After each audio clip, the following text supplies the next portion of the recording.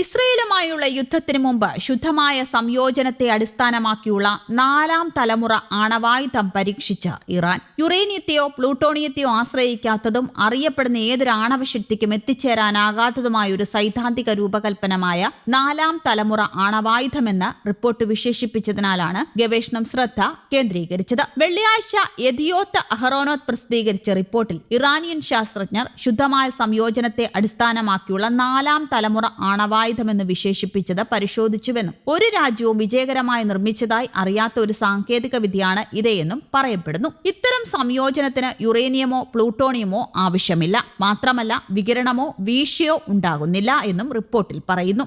ആണവ ഭൗതിക ശാസ്ത്രജ്ഞരെ വളരെ കാലമായി ആകർഷിച്ച ഒരു ആശയമാണിത്. എന്നാൽ ലോകത്തെവിടെയും ഒരു ആയുധമായി ഇത് ഒരിക്കലും വിജയകരമായി നടപ്പിലാക്കിയിട്ടുമില്ല.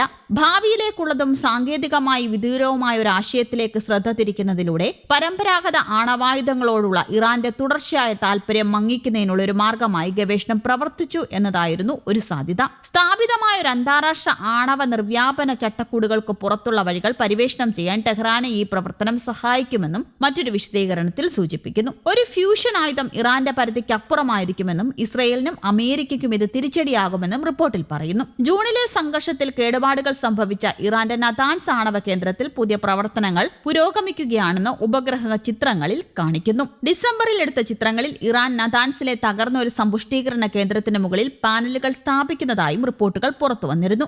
US പിന്തുണയോടെയാണ് ഇറാൻ ആണവ പദ്ധതിയുടെ ആരംഭം. 1957 പ്രസിഡന്റ് ഐസൻഹോവറിന്റെ ആറ്റംസ് ഫോർ പീസ് പദ്ധതിക്ക് കീഴിലാണ് ഇറാൻ ആണവോർജ്ജ പദ്ധതി ആരംഭിച്ചു തുടങ്ങുന്നത്. 1970കളിൽ ആണവ റിയാക്ടറുകളുടെ പ്രവർത്തനം തുടങ്ങി. 1979 ഇസ്ലാമിക വിപ്ലവത്തോടെ US ഇറാൻ ബന്ധം പൊളിയുന്നതുവരെ ഇത് തുടർന്നു. എന്നാൽ ഇറാൻ ആണവശേഷി വർദ്ധിപ്പിക്കുന്നതിൽ ശ്രദ്ധ കേന്ദ്രീകരിച്ചു. US ആശങ്കയോടെ വീക്ഷിച്ച ഇറാന്റെ ആണവ കേന്ദ്രങ്ങളിൽ പ്രധാനപ്പെട്ടതാണ് നതാൻസ്. ഗവേഷണവും ഊർജോൽപാദനവും ലക്ഷ്യമിട്ടുള്ള സമാധാനപരമായ ആണവ പദ്ധതിയാണെന്ന് ഇറാൻ ആവർത്തിക്കുകയും ചെയ്യുന്നുണ്ട്. ഐക്യരാഷ്ട്രസഭയുടെ ആണവ നിർവ്യാപന കരാറിൽ കക്ഷിയായ ഇറാൻ ആണവായുധങ്ങൾ വികസിപ്പിക്കരുതേ എന്ന ഉടമ്പടി പിന്തുടരുന്നതായും വാദിച്ചു. അതേസമയം ഇറാൻ യുറേനിയം സമ്പുഷ്ടീകരണത്തെക്കുറിച്ചും മറ്റു പ്രധാന നീക്കങ്ങൾ മറച്ചുവെക്കുന്നതിനെക്കുറിച്ചും അന്താരാഷ്ട്ര നിരീക്ഷണ ഏജൻസികൾ ആരോപിക്കുന്നുണ്ട്. ബരാക് ഒബാമയുടെ കീഴിലുണ്ടാക്കിയ ഇറാൻ ആണവ കരാറിൽ നിന്ന് 2018 ഡൊണാൾഡ് ട്രംപ് പിന്മാറിയതോടെ സ്ഥിതിഗതികൾ രൂക്ഷമായി. ഇറാന്റെ യുറേനിയം ശേഖരം പരിമിതപ്പെടുത്തുന്നതായിരുന്നു കരാർ. ഈ കരാറിനെ ദുരന്തമെന്ന് വിളിച്ച ട്രംപ് ഇറാന് മേൽ ഉപരോധവും ഏർപ്പെടുത്തി.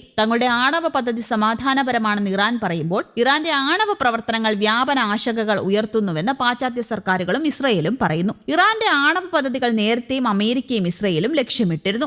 ആണവ ശാസ്ത്രജ്ഞരുടെ കൊലപാതകത്തിന് പിന്നിൽ മൊസാദ് ആണെന്ന് 2010 മുതൽ ഇറാൻ ആരോപിക്കുന്നുണ്ട്. 2007 മുതൽ 2010 വരെ 5 ആണവ ശാസ്ത്രജ്ഞരാണ് കൊല്ലപ്പെട്ടത്. ഇറാന്റെ സുപ്രധാന ആണവ ശാസ്ത്രജ്ഞനായ ഫെരയൂദ് അബ്ബാസി മാത്രമാണെന്ന് മൊസാദിൽ നിന്ന് രക്ഷപ്പെട്ടത്. എന്നാൽ ഈ ഇടയ്ക്ക് നടന്ന ആക്രമണത്തിൽ അബ്ബാസിയും മുഹമ്മദ് മെഹ്റദി തെഹ്റാൻജിയും കൊല്ലപ്പെടുകയും ചെയ്തു. 2020 നവംബറിലാണ് ഇറാന്റെ സുപ്രധാന ആണവ ശാസ്ത്രജ്ഞനായ മൊഹസൻ ഫക്രിസാദയെ മൊസാദ് വധിച്ചത്. ബുള്ളറ്റ് പ്രൂഫ് കാറിലിരിക്കെയാണ് ഫക്രിസാദയെ മൊസാദ് ഏജന്റുമാർ കൊലപ്പെടുത്തുന്നത്. നതാൻസിലെ യുറേനിയം സമ്പുഷ്ടീകരണ സംവിധാനങ്ങൾ ലക്ഷ്യമിട്ട് 2010 നടന്ന സൈബർ ആക്രമണമാണ് സ്റ്റക്സ്നെറ്റ് വേവ്. മൊസാദ് US പിന്തുണയോടെ നടത്തിയ ആക്രമണമെന്നാണ് പറയപ്പെടുന്നത്. 2018 ഇറാന്റെ ആണവ ആർക്കേവിൽ മോഷണം നടത്തിയതായും 55,000 പേജുകളുള്ള ആണവ വിവരങ്ങൾ ലഭിച്ചതായും നെതന്യാഹു അവകാശപ്പെട്ടിരുന്നു. 2020ലും 2021ലുമായി നതാൻസിലെ സെൻട്രിഫ്യൂഗൽ പ്ലാന്റിലും യുറേനിയം പ്ലാന്റിലുമുണ്ടായ പൊട്ടിത്തെറിക്ക് പിന്നിലും മൊസാദാണെന്ന ആരോപണം ഉയരുന്നുണ്ട്. അമേരിക്കയുടെ പിന്തുണ മാത്രമല്ല,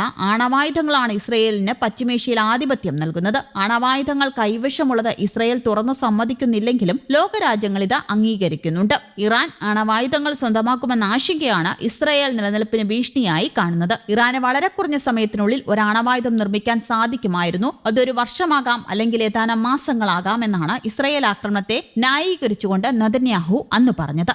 ന്യൂസ് ഡെസ്ക് കേരള കൗമുദി.